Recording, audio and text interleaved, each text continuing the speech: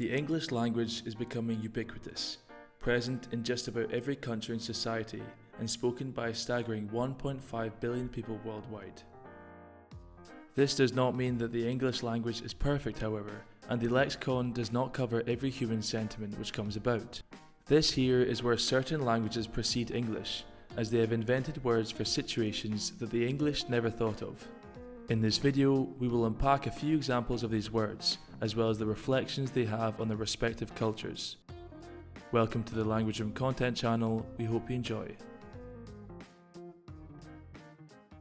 The few words that come up in other languages, but not in English, usually give a fascinating insight into a culture, as certain nations come up with words for feelings or thoughts which are common in that country, but perhaps not in others.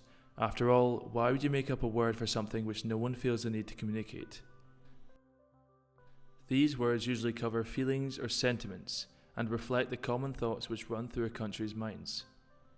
So without further ado, let's get into the 7 words we have encountered which you cannot translate into English. The first one is the word hygge. Hygge is a Danish and Norwegian noun that most resembles the word coziness in English. However, it can also mean the happy feeling of being in a cozy place with people you love. Hygge is a beautiful word and a feeling that is especially common to use during the winter months. It reflects a togetherness in the Scandinavian nations and a coming together of the people. A more somber and sad word is saudade. Saudade is the Portuguese word for a feeling of deep loneliness, incompleteness and nostalgia. It's used to describe when you are missing a place, person or situation which is far away or absent.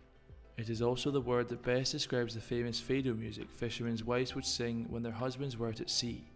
This word reflects a seafaring nation, and one which has felt a lot of separation in the past.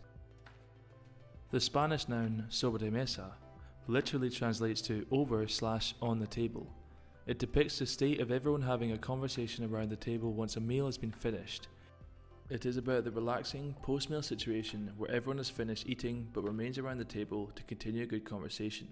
This word is very suitable to the Spanish, a nation which sees group meals as a cornerstone in their daily lives. The British clearly thought breakfast, lunch and dinner sufficed to describe these moments.